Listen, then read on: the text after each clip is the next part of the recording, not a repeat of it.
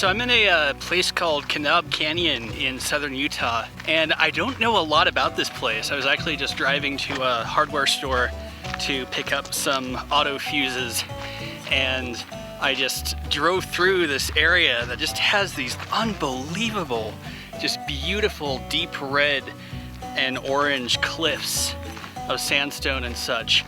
So I saw that there was a kind of opening into the canyon where there's a lot of BLM lands, so I'm just gonna go and wander in and through the magic of voiceover tell you all,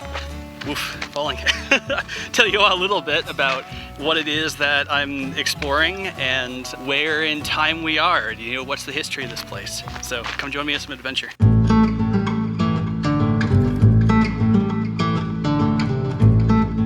I was instantly struck by the astonishing colors of the landscape. Deep red, sometimes mixed with remarkable whites and yellows.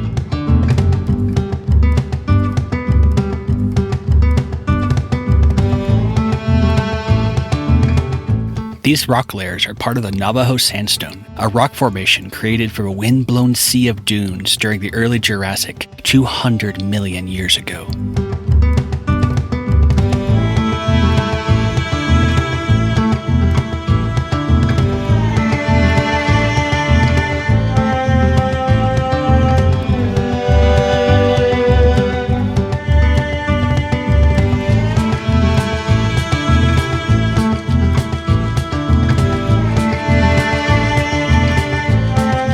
Textures and colors in Utah are truly breathtaking, colorful swells and swirls in an ocean of wonder.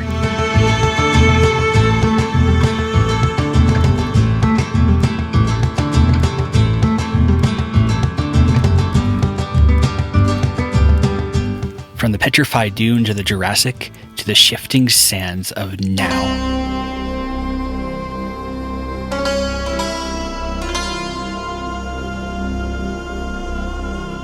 Okay, well, I found a super cool place in southern Utah.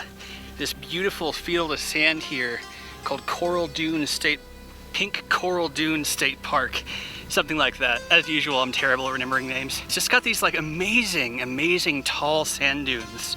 Just gorgeous, gorgeous mounds of earth. Lots of amazing colors in the surrounding rocks, and all in all, just a fun place to wander. So let's go wander around and see what adventures and beautiful, amazing things we could find. Coral Pink Sand Dune State Park is an astonishing dune field, putting one in mind of the faraway Sahara, yet located near the Utah-Arizona border.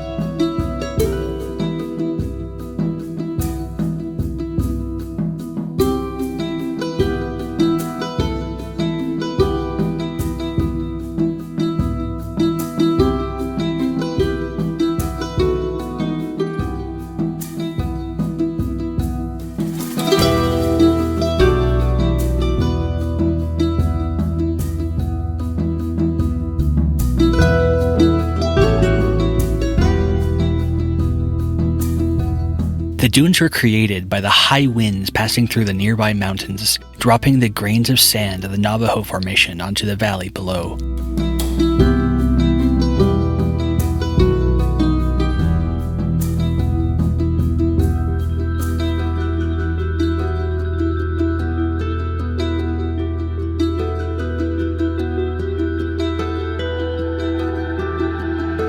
Many creatures call the sandy desert home.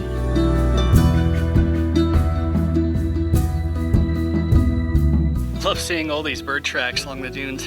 Pretty cool.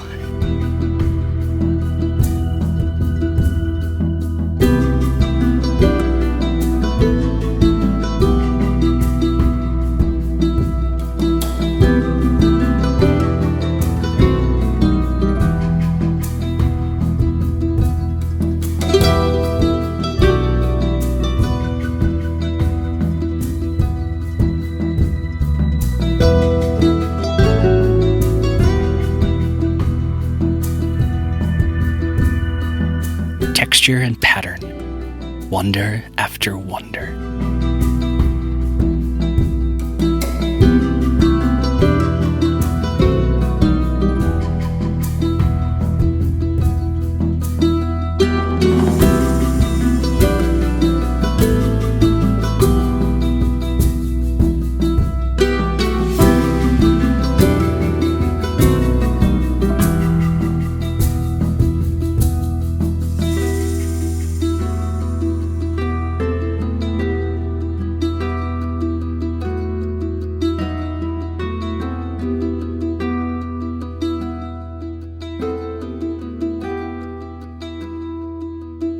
It was here I was reminded, dunes are best without shoes.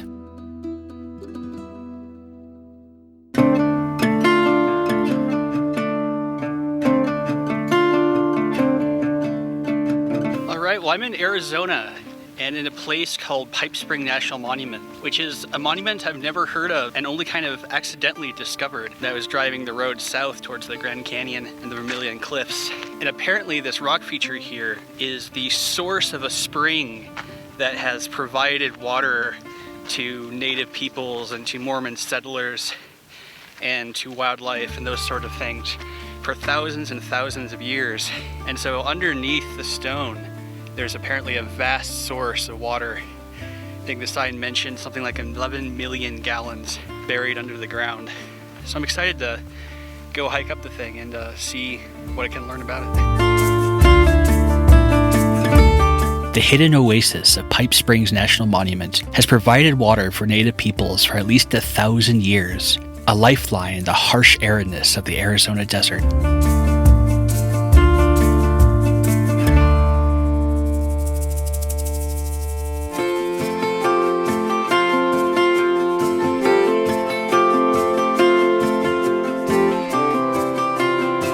In the mid-1800s, the Pipe Springs were a source of conflict and were violently fought over during the Black Hawk Wars between Mormon settlers and an alliance of tribes formed to combat Western expansion into their homelands. In time, the surrounding area would be made a reservation for the Kaibab Band and the Paiute people, and the Pipe Springs themselves turned into a national monument, with much of the original settlement preserved.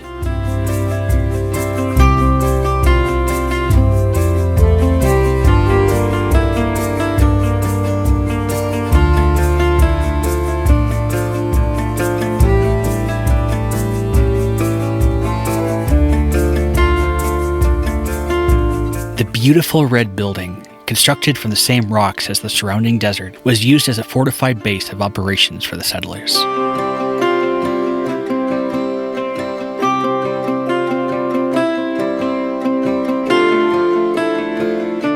Transportation in the region has changed.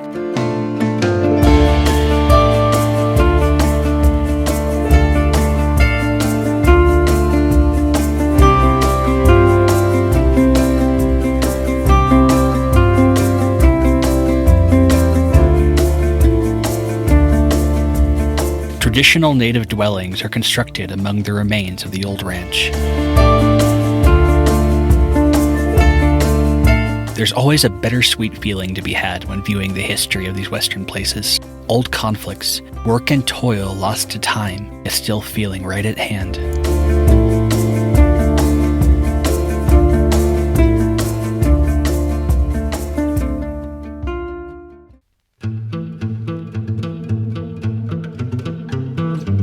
Alright, well this is exciting. I'm for the first time ever at Grand Canyon National Park. You can kind of see out in the distance back there the vast chasm that is the Grand Canyon, carved by the Colorado River over such a long period of time. And it's not as sheer as, for example, the Black Canyon of the Gunnison where I filmed, but it's just such a spectacular, deep, vast ravine, just this giant scar in the Earth's surface. 277 miles long, over a mile deep, and up to 18 miles wide, the Grand Canyon is a marvel of nature, formed by the Colorado River cutting through countless eons of rock into astonishing canyon walls.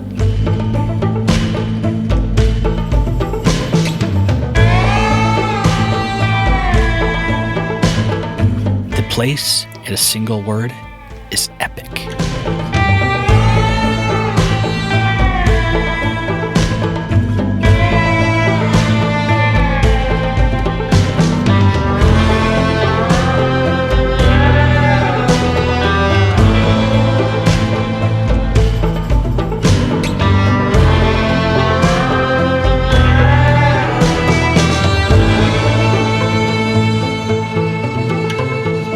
Gotta say, it's really, really nice to see something like the Grand Canyon where there are basically no people here. I've been enjoying these visits to the national parks, but having it so overloaded with just so many crowds of tourists, as just a lot of the grandeur and majesty and wonder gets a little bit lost in the noise of vast numbers of people. But something like a North Rim of the Grand Canyon, you still have these vast views of this incredible place. Outside the parking lot, I haven't seen any people at all so far. So it's really awesome to look at something, those red rock layers and the vast gash of it, and just be able to appreciate the moment and feel that sense of wonder. Listen to nature. It's pretty amazing.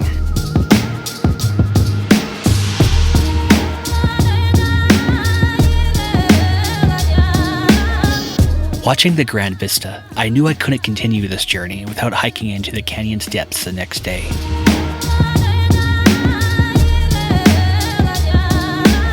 There's deep wonder to be had in the vastness.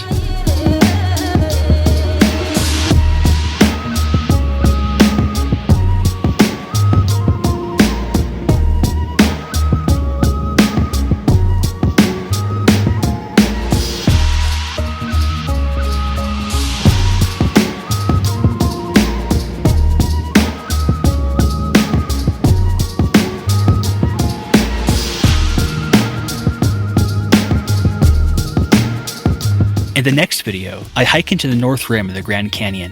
It was even more incredible than I could have ever imagined. Come join me for one of the most epic experiences of my life. And until then, wander in wonder.